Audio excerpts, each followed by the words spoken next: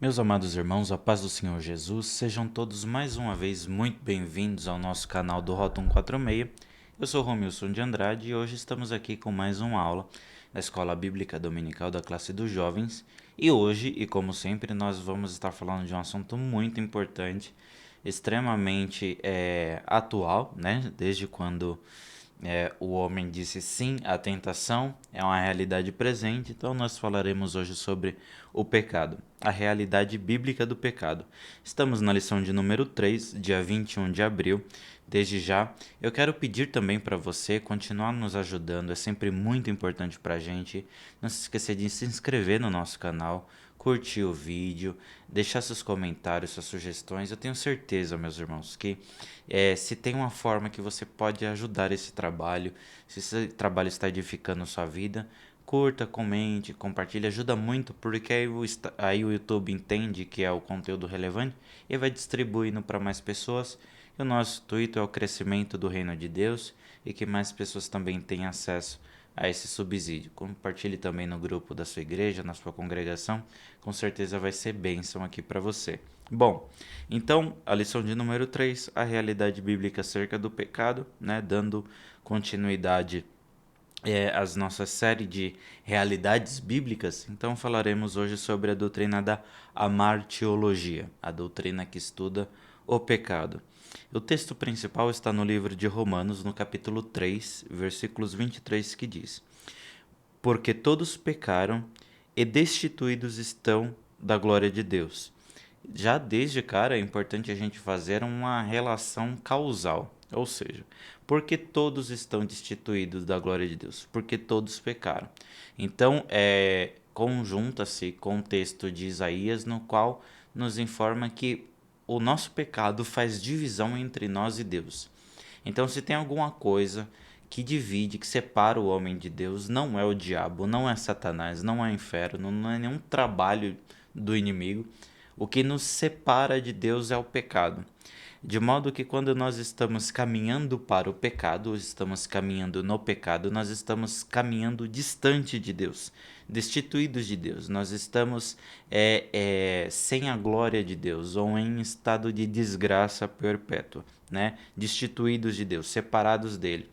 Ora, se nós estamos separados deles, nós estamos separados de todas as virtudes, de tudo que é bom, de tudo que é eterno, de tudo que é vida, de tudo que é alegria, porque em Deus estão contidos todos esses conceitos. Né? Estaremos se vivendo em pecado distante de Deus até a consumação da nossa escolha, que é, da nossa, espero que não, né? Mas da escolha de muitas pessoas, a separação de Deus, então um caminho no destino eterno que é o inferno. O resumo da lição vai nos dizer que o pecado é um mal real que atinge toda a humanidade e que traz consequências eternas, né? Então, o pecado ele existe, né? É o ápice do mal, tudo aquilo que pode ser entendido por mal está na realidade do pecado, atinge toda a humanidade, independente de raça, credo, o pecado está distribuído para todos os seres humanos, todos mortos em Adão, então também falaremos sobre isso nessa aula, e que traz consequências eternas e também traz consequências terrenas, consequências naturais. Né? A terra geme e chora por causa dos nossos pecados, a produção de espinhos e abrolhos, né? A sentença maldita é a terra. Então, o pecado ele é uma ordem de coisas, ou melhor dizendo, uma desordem de coisas por causa da escolha do homem em preferir, né, ter as suas próprias escolhas que são distantes daquilo que Deus falou.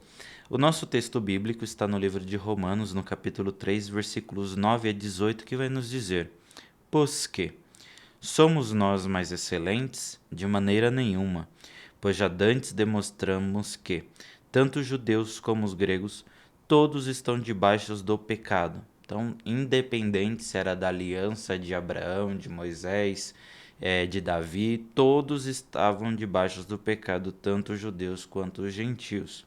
Como está escrito, não há um justo, nenhum sequer. Não há. Diante de Deus, todos nós somos injustos.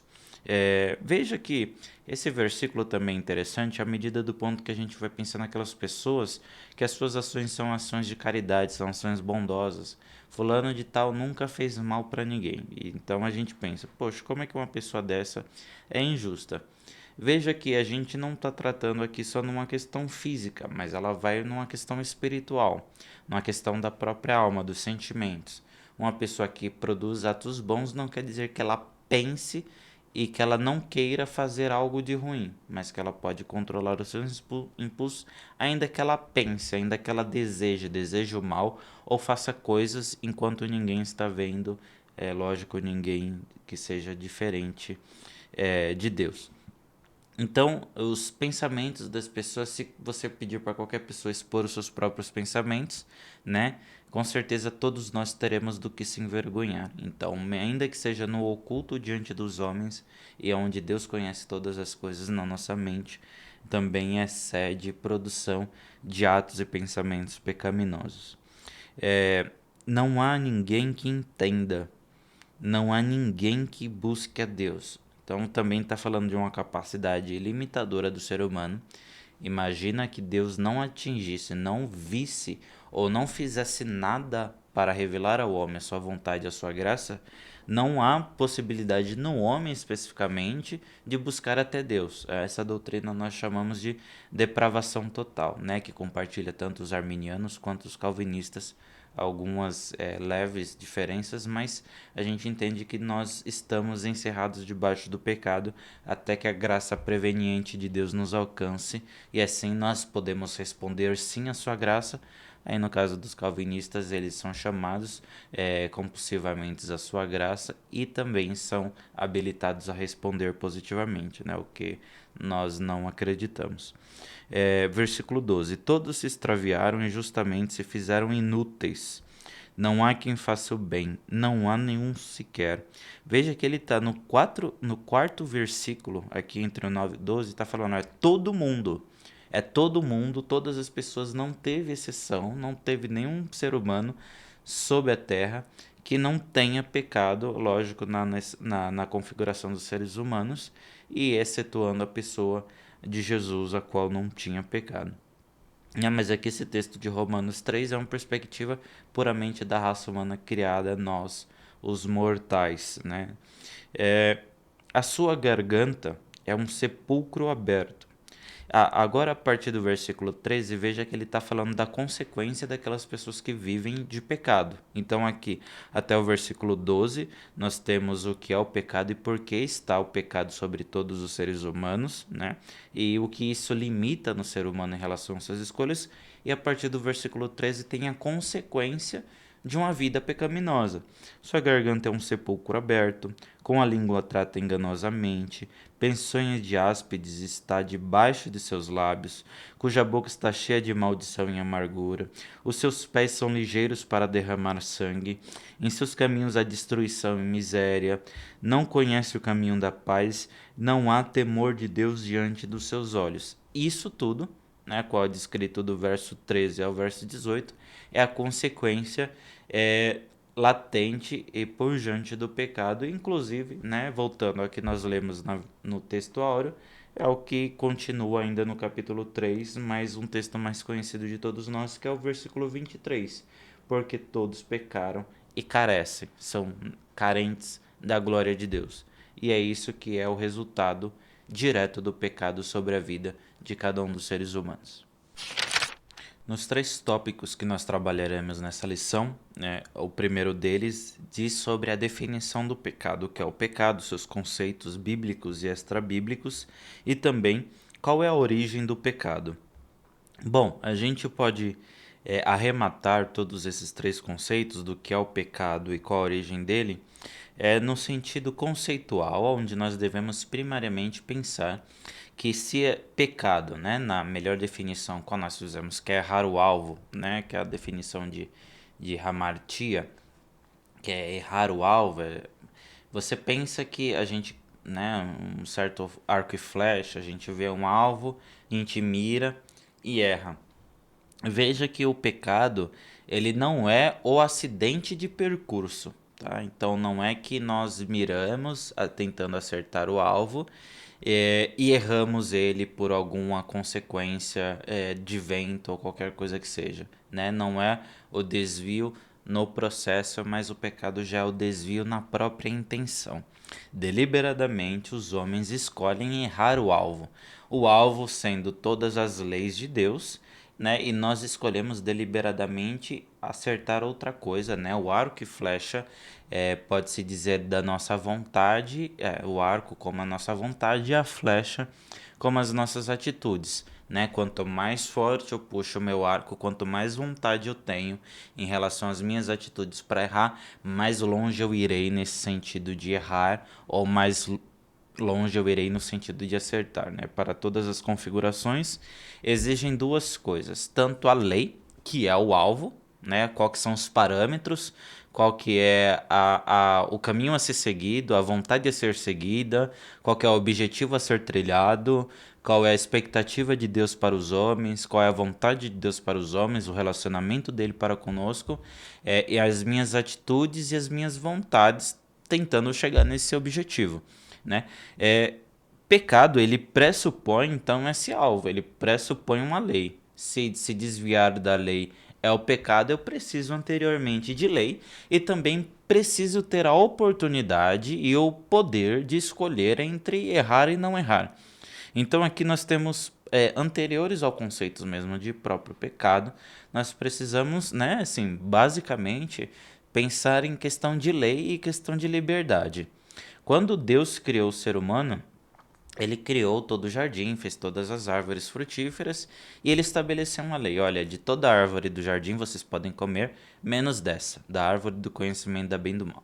Então já tem uma lei, já tem um parâmetro, já tem algo que faz um corte entre aquilo que era a vontade de Deus e aquilo que não era a vontade de Deus para o ser humano. Né?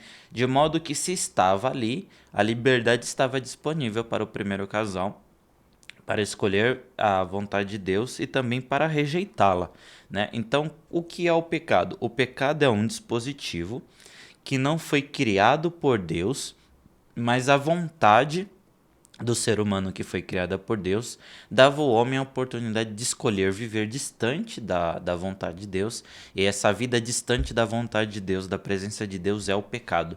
Né? A gente tem também algumas referências sobre a questão do pecado de Satanás, algumas referências a qual vai dizer sobre uma possível escolha dos anjos entre separar de Deus. Né?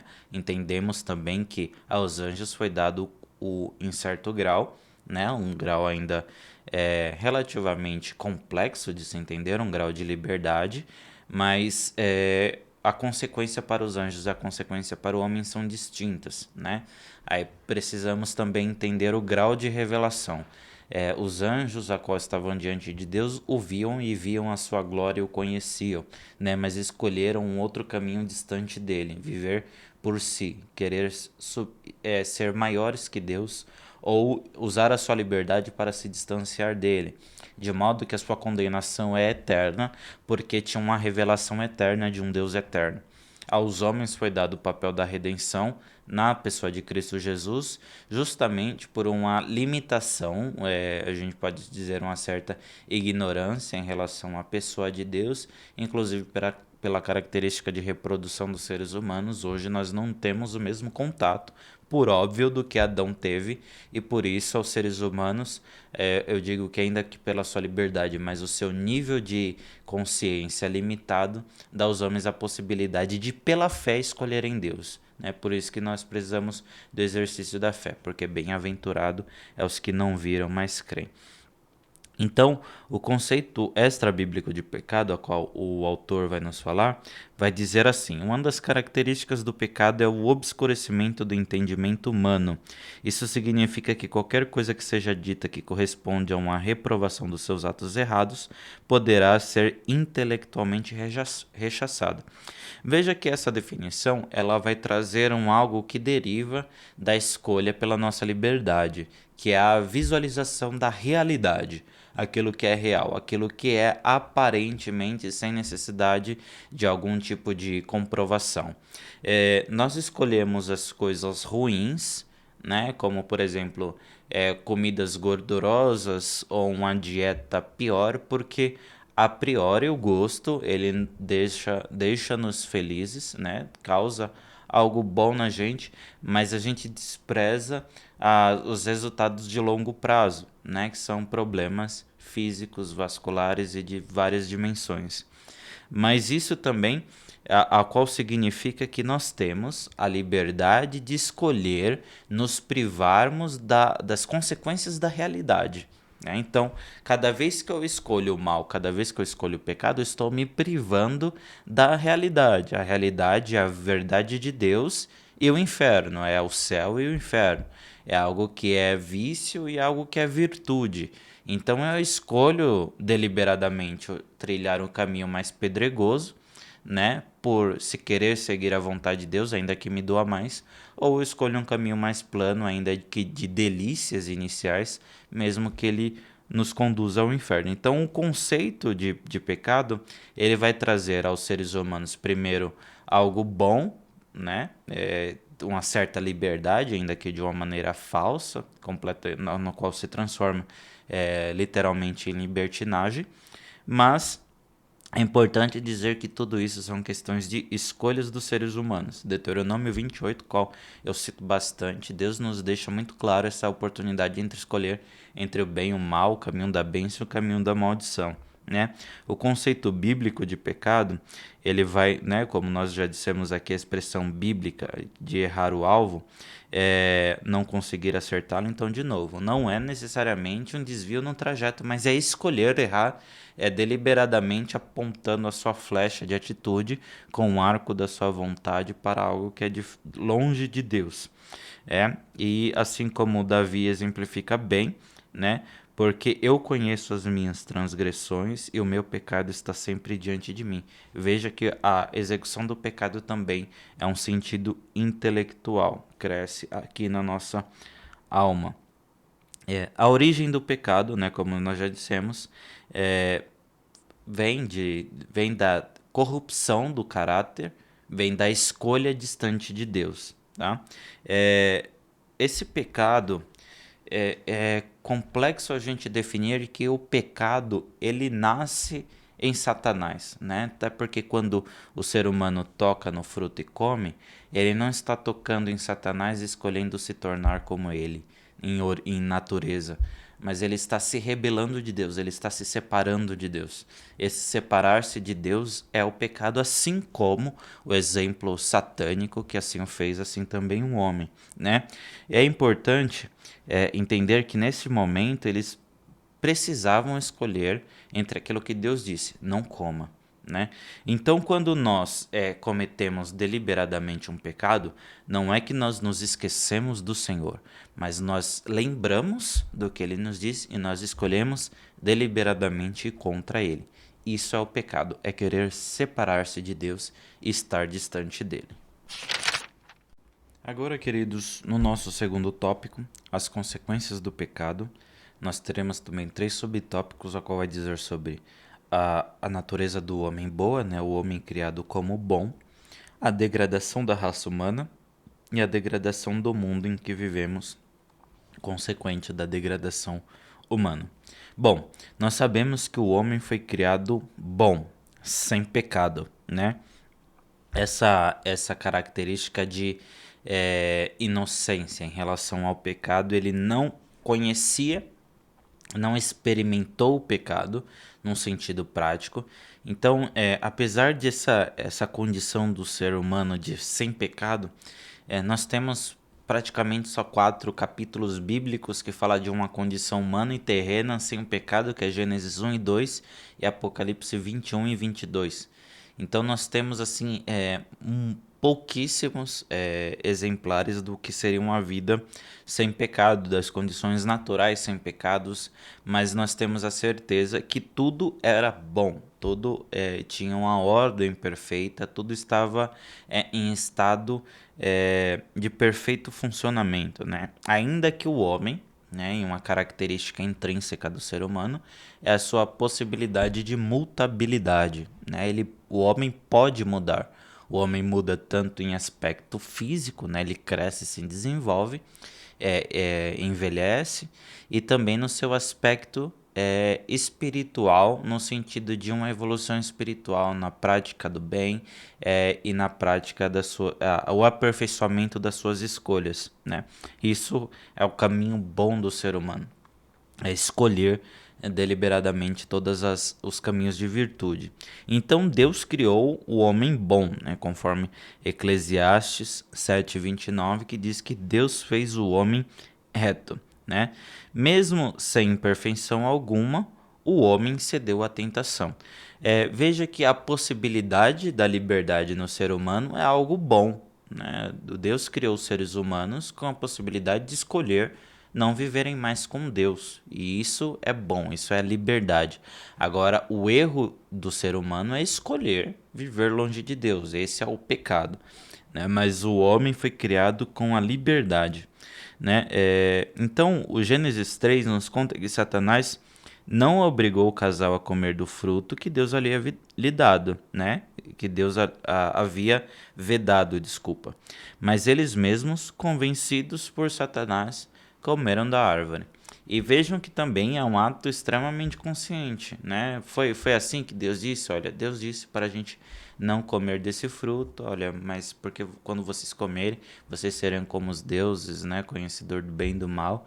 Aí a mulher toma e também dá ao seu marido. Então eles estão conscientes de que eles estavam numa condição boa e perfeita, mas eles queriam pensar em aumentar qualitativamente essa sua condição, se igualando a Deus, no qual foi a mentira de Satanás, no qual eles caíram.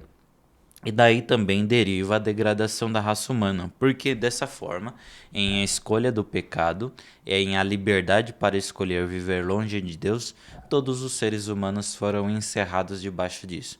Todos os seres humanos agora experimentam o que é e a possibilidade de viver longe de Deus, de modo que, para nos aproximar de Deus, Deus fez o primeiro passo. Ele viu o homem se afastando dele, e o primeiro passo que Deus deu foi perguntar ao homem onde tu estás. Depois que entendeu a história, trouxe juízo, mas também trouxe redenção ao ser humano, de modo que foram abertos os olhos de ambos e conheceram que estava nus, antes mesmo de Deus falar com ele.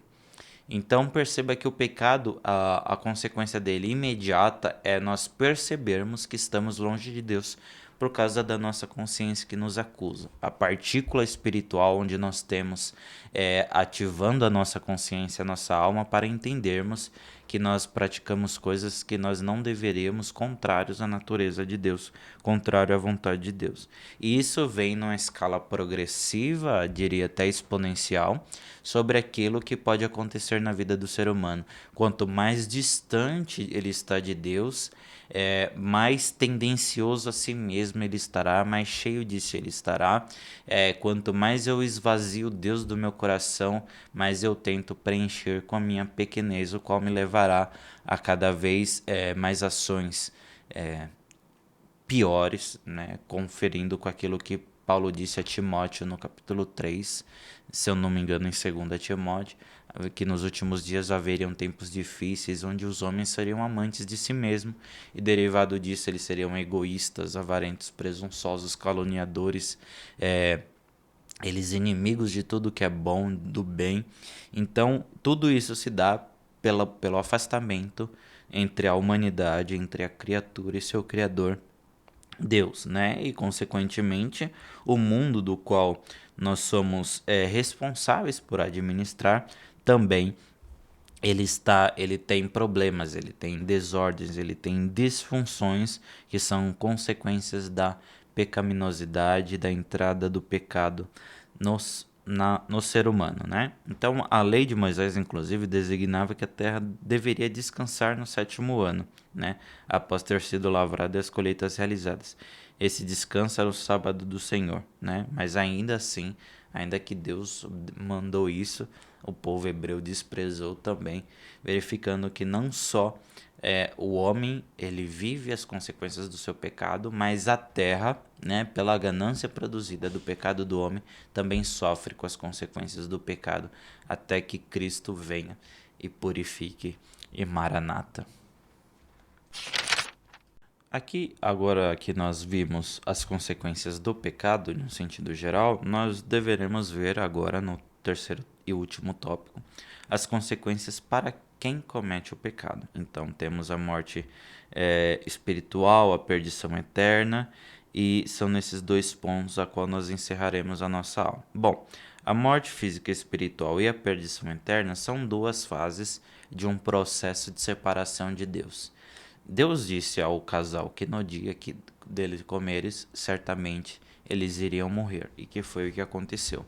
Quando o homem comeu, eles estavam automaticamente separados de Deus. Tanto é que o resultado disso foi temor, foi tentar produzir uma justiça de si, cozendo folha de figueiras para verem-se vestidos diante de Deus e ainda perceberam que era insatisfeito perante os seus próprios olhos, as suas próprias obras, né? A justificação do ser humano, conforme também diz Isaías, é para Deus como trapos de imundícia, e nós vemos isso diante da atitude de Adão e Eva, que ainda mesmo assim, mesmo cozendo para si, fazendo vestes de folhas de figueiras, eles se esconderam atrás, né, do árvore, atrás do mato, para que Deus não os visse. E aí Deus pergunta, mas quem te mostrou que estava nus? Então ele fala assim, olha, a mulher que tu me deste, me deu o fruto e eu comi. Então a consequência direta, né, do relacionamento do homem com o pecado é a morte espiritual estando separado diante de Deus, né? De modo que essa separação, ela, pela liberdade do ser humano, ela separou, ela dividiu Deus de toda a raça humana, de modo que agora todo esse encontro que nós devemos ter com Cristo é porque Deus está buscando de novo esses seres humanos que queiram estar em estado original, na vontade de Deus e queiram voltar-se ao seu Criador. Por isso que ainda continua sendo opcional, né? Derivado da liberdade humana e, logicamente, acentuado pelo poder de Deus em sua graça que nos habilita respondermos sim à graça. Então a graça de Deus nos habilita não só a escolhermos a viver com o nosso Deus novamente, mas nos habilita todos os dias escolhermos a Deus em detrimento ao pecado, né? O qual é o que nós denominamos de caminho de santificação. Agora eu preciso de me despojar da minha natureza que luta contra o meu espírito, contra a minha alma, para que nós, né, conjuntamente em corpo, alma e espírito, nos separemos de Deus enquanto a nossa vida, o nosso intelecto, ele precisa, a nossa carne precisa de Deus, que ele é o que dá subsistência para a nossa própria existência, né? Assim, então, a cada escolha pecaminosa, por geração em geração, o homem vai se distanciando de Deus e Deus cada vez mais, e em ápice na ascensão de Cristo, na sua morte e ressurreição, ele nos deu a oportunidade, né, pelo Espírito Santo que nos foi outorgado por Deus na obra de Jesus Cristo, nos capacita a todo dia escolhermos estarmos novamente com Ele, né? Então, nós temos, se nós não tivermos a obra de Cristo na nossa vida, nós estamos encerrados debaixo do pecado e, consequentemente, e por fim, tem a questão da perdição eterna. Então, veja que, conforme diz o autor da revista, a perdição eterna se dá justamente após a morte física, fim da existência do ser humano, e resta apenas uma eternidade com e sem Deus. Então, veja que Deus criou o ser humano no sentido é, de, dos seus aspectos muito parecido com Deus, dando-lhes a eternidade pós-morte, né, num sentido espiritual. E nós temos a oportunidade, né, de escolhermos se viveremos eternamente com Deus ou se viveremos eternamente mortos, separados de Deus. E tudo isso vai nos dizer daquilo que nós fazemos com as nossas escolhas hoje, daquilo que nós fazemos com a nossa vida hoje, do processo de santificação que nós escolhemos. E também eu quero dizer que não só deveremos rejeitar o pecado porque ele nos leva à perdição eterna, porque perdição eterna às vezes parece um conceito muito distante, muito realmente apocalíptico, e as pessoas estão cada vez protelando isso, jogando isso para mais distante. Mas veja que Jesus morreu por causa dos nossos pecados. Jesus morreu por causa do seu e do meu pecado. Se algo que levou ao nosso Senhor, o nosso Deus, numa cruz, ao nível de sofrimento, de escárnio, para que nós tenhamos vida, nós não devemos flertar com o pecado. Nós não devemos brincar com algo que matou o nosso Senhor.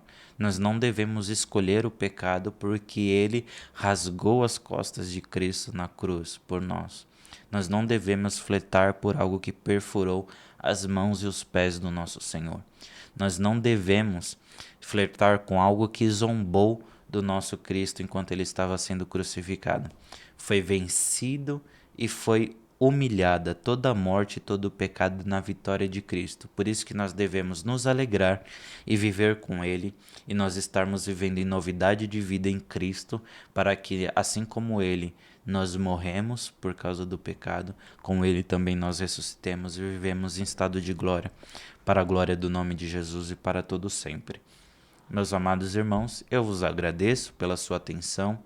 Mais uma vez, eu louvo a Deus pela vida de cada um de vocês que tem contribuído aqui, assistindo, curtido, compartilhado todas as nossas aulas aqui. Eu sei que tem um pessoal aí que está sempre com a gente. Que Deus abençoe a vida de vocês e a nossa oração. E o nosso trabalho é para que Cristo cada vez mais fale poderosamente ao seu coração, vos dando vida através da aula da Escola Bíblica Dominical. Que Deus vos abençoe. Um grande abraço em Cristo Jesus.